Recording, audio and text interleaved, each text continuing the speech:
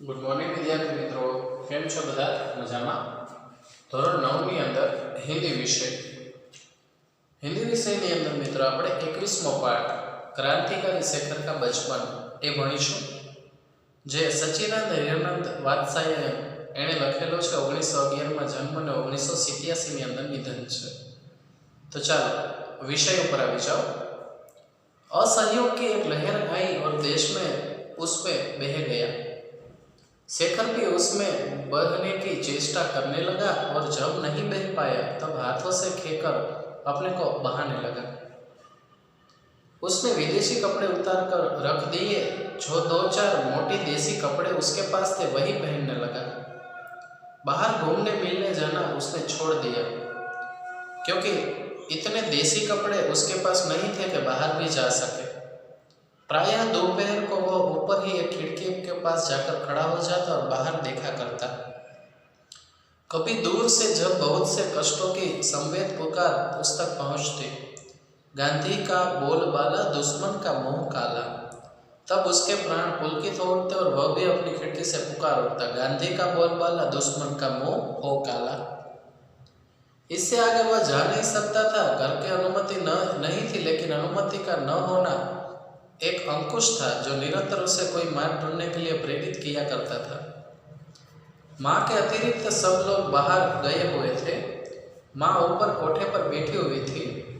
शेखर ने घर के सब कमरों में विदेशी कपड़ों को बटोरे और नीचे खुली जगह का ढेर लगा दिया। फिर लैंपे लाकर उन्हें मिट्टी का तेल उंडेला और आग लगा दी। तो यहाँ पे शेखर ने क्या किया, उसमें आग ही लगा दी। जो विदेशी कपड़े थे उस पे आग लगा दी। आग एकदम भभक उठी। शेखर का हालात भी भभक उठा। वह आग के चारों ओर नाचने लगा और दिल खोलकर गाने लगा, गांधी का बोलबाला दुश्मन का मुंह काला।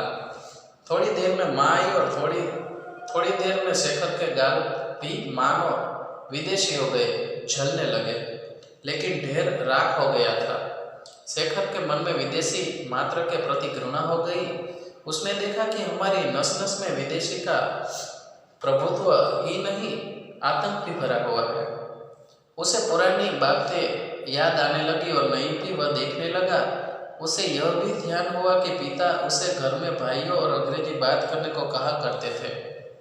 यह भी कि वह शेषों से अंग्रेजी बोलना जानता था, पर हिंदी अभी सीख रहा है।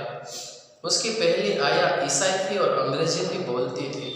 उसका पहला गुरु जिसके साथ उसे दिन भर बिताना होता अमेरिकन मिशनरी था, जो पढ़ाता चाहे कुछ भी दिन भर अंग्रेजी की शिक्षा दे देता था।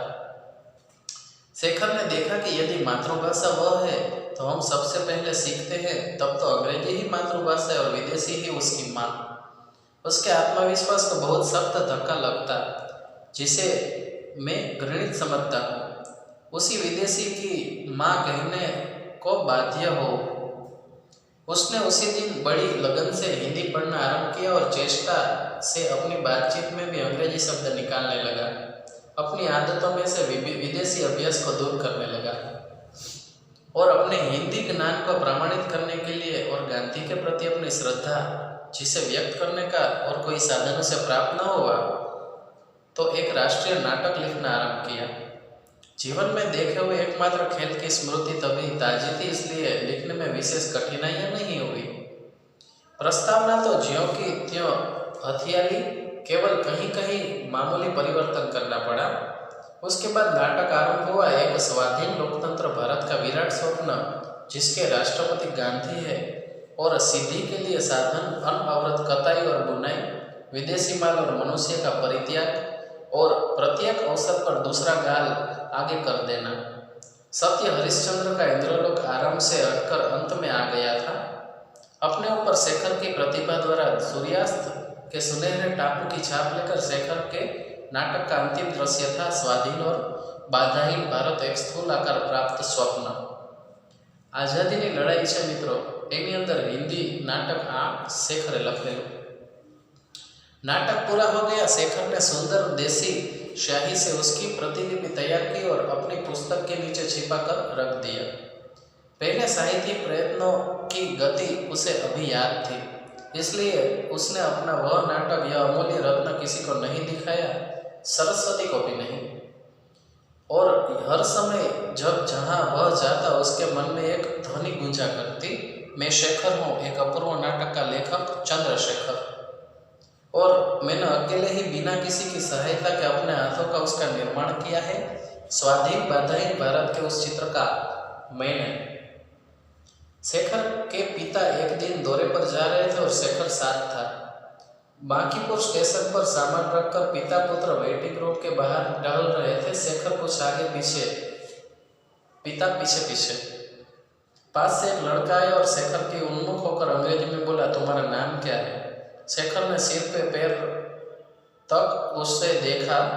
लड़का एक अच्छा सा सूट पहने, सिर पर अंग्रेजी टोपी और उसके स्वयं में अहंकार था।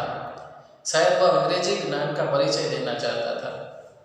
शेखर को प्रश्न बुरा और अपमानजनक लगा। उसने उत्तर नहीं दिया। कुछ इसलिए भी नहीं दिया कि पीछे पिता थे और पिता की उपस्थिति में वो बात करने में झिझकता था। उस लड़के ने समझा उसका सामना करने वाला कोई नहीं है। यह लड़का शायद अंग्रेजी जानता ही नहीं। उसके तनिक और रोब में कहा, my name is, do you go to school? मेरा नाम है, तुम स्कूल में पढ़ने जाते हो? शेखर के पिता वहाँ न होते तो प्रश्न का उत्तर चाहे न देता, कुछ उत्तर अवश्य देता। उसके मन में यह संदेह भी उठ गया कि यह लड़का शायद पाठ ही दोहरा रहा है। अंग्रेजी उतनी जानता नहीं, पर घृणा से उस लड़के की ओर देखा और उत्तर नहीं दिया।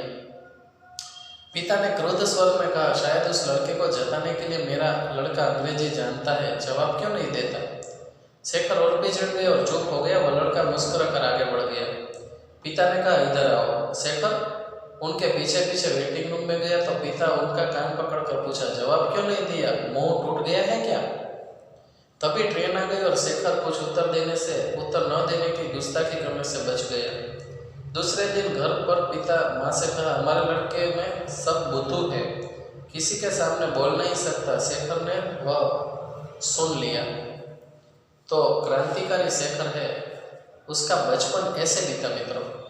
अभी शब्दार्थ और टिप्पणी शैशव यानी बचपन, बोलबाला यानी अति प्रसिद्ध, अनुमति यानी सहमति, अंकिश यानी निमंत्रण, परित्याग बहिष्कार, मुहावरे मोह काला होना, बेइज्जती होना, घृणा होना, नफरत होना, बाध्य होना, विवश होना। चलो मित्रों, तो आज આપણે પાઠ કેટલા કર્યા છે? 21મો પાઠ કર્યો છે, બરાબર? આ 21મો પાઠ ક્રાંતિકારી શેખર કા બચપન, એના શબ્દાર્થ અને સ્વાધ્યાય આપણે પાકી બુકમાં લખવાના છે મિત્રો। ક્યાં લખવાના છે? પાકી બુકની અંદર, જેથી કરીને આપણે બધું જ હિન્દી લખતા વાંચતા બોલતા આવડી જાય। ઠીક છે? ચાલો તો મળશો નેક્સ્ટ વિડીયોમાં। ત્યાર સુધી બધા જ મિત્રો ઘરે રહો, સુરક્ષિત રહો। આભાર।